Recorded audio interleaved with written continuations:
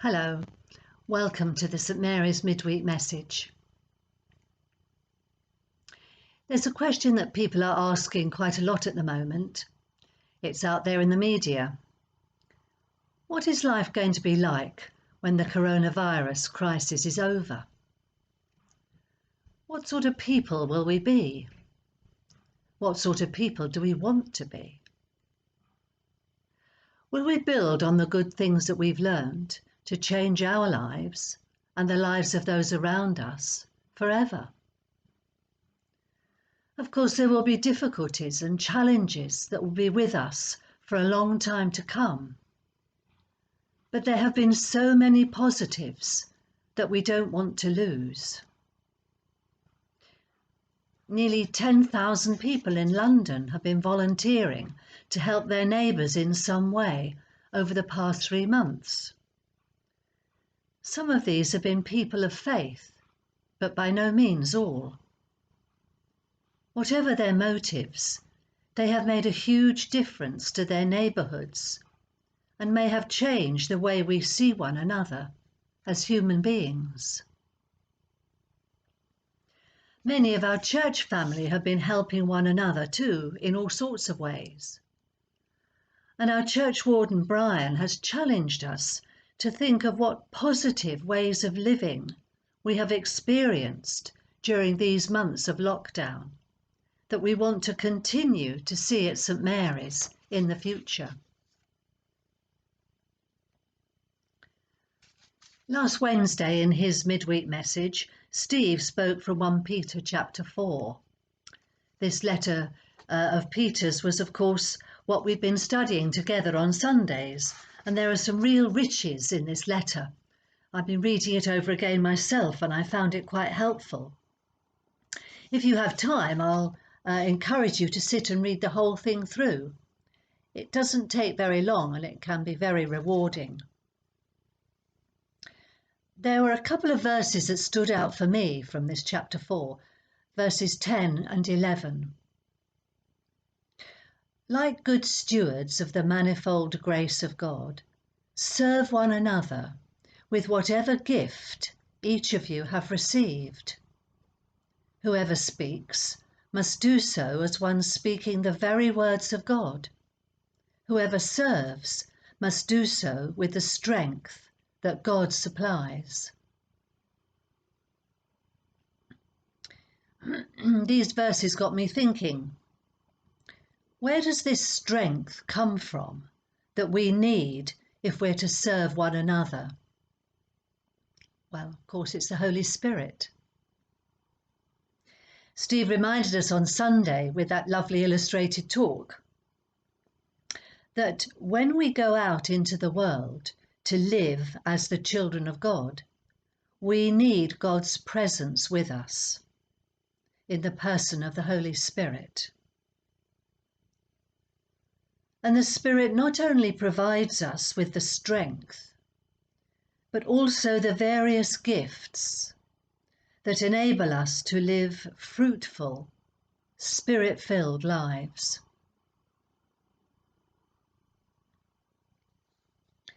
I'd like to share some thoughts with you about fruitfulness, a timely subject for these weeks following Pentecost. First, it's worth reminding ourselves that fruitfulness is a recurring theme from Genesis through to Revelation.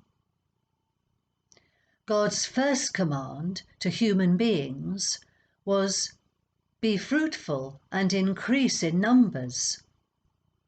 And it's obvious that humans took this command very seriously. The book of Psalms begins by describing the person who is like a tree planted by streams of water, which yields its fruit in season. The very last chapter of Revelation speaks of the tree of life, bearing 12 crops of fruit, yielding its fruit every month. Fruit has to be attached to the source of its life in order to grow. In Matthew chapter 7 and verse 16, Jesus said, "Do people pick grapes from thorn bushes?" Grapes don't grow unless they're attached to the vine. In the same way, we have to be attached to Christ by faith. In John 15, verse 5, Jesus indicates that only a living, vital relationship with Him guarantees fruitfulness in our lives. He says, "Apart from me, you can do nothing." And in verse 16 of the same chapter, Jesus confirms to us that it's His will and the will of the Father that we bear fruit for Him. "I appointed you to go and bear much fruit, fruit that will last." The fruit of the Spirit described in Galatians 5 is nothing less than the life of Jesus in us. The things we see in Him are love, joy, peace, patience, kindness, goodness, faithfulness, gentleness, and self-control. We can't live that way in our own resources. We need His life flowing to us and through us.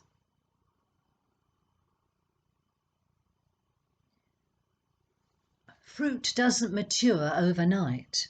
It takes time. In Jesus, we see the fruit of the Spirit in all its fullness, all its perfection. But it takes time to grow in us, which is why we may sometimes seem unloving, unjoyful, lacking in peace, patience, kindness, and so on. The fact that the Lord waits for those qualities to develop in our lives is itself a strong demonstration of His love for us. If Jesus demonstrates His love, His gentleness with us in this way, we need to treat others in the same way.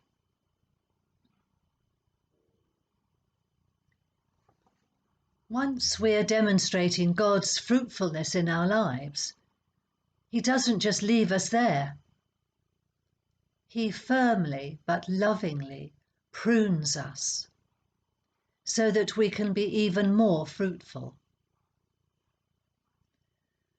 In the first few verses of John chapter 15, it says,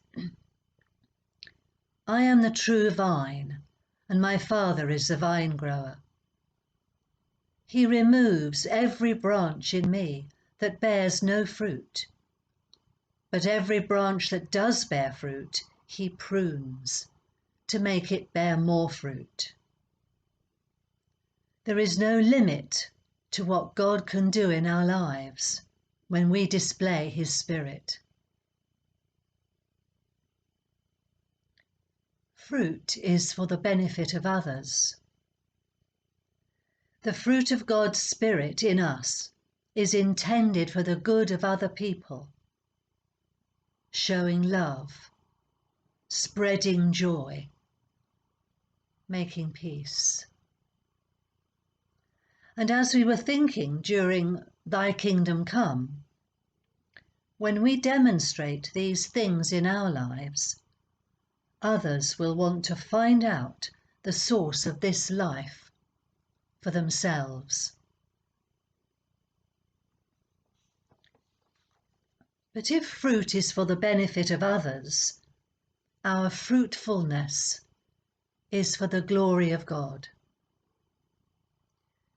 Paul says in Colossians chapter 1 verse 10, I pray that you may live lives worthy of the Lord, fully pleasing to Him, as you bear fruit in every good work, and as you grow in the praise and knowledge of God. And in Philippians 1 verse 11, I pray that on the day of Christ you may be pure and blameless, having produced the harvest of righteousness that comes through Jesus Christ, for the glory and praise of God.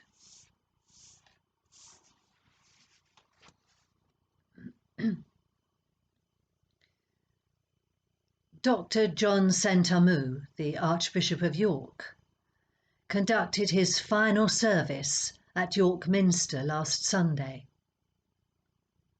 Today is his 71st birthday, and he's officially retired. Towards the end of last year, he was interviewed about his time at York, and he was asked what he had achieved. His reply was that he had achieved nothing,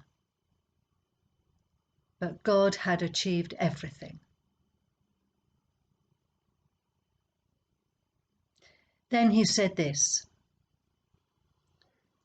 when I first came to York and went for a walk around the city, I was aware of the power of the wind, and it was so cold. Sometimes I had to bend nearly double as I walked, and sometimes the wind took my breath away. I wondered if I would ever get used to it. And then I prayed. I prayed that God would take away my human breath and fill my body with the breath of the Holy Spirit. I prayed that God would strengthen me and empower me for the work He had prepared for me. I prayed that He would make me fruitful for Him.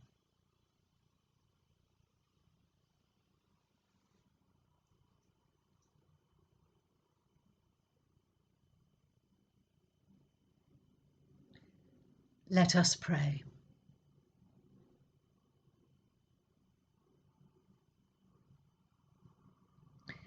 Almighty God, who sent your Holy Spirit to be the life and light of your church, open our hearts to the riches of your grace, that we may bring forth the fruit of the Spirit in love and joy and peace, through Jesus Christ our Lord.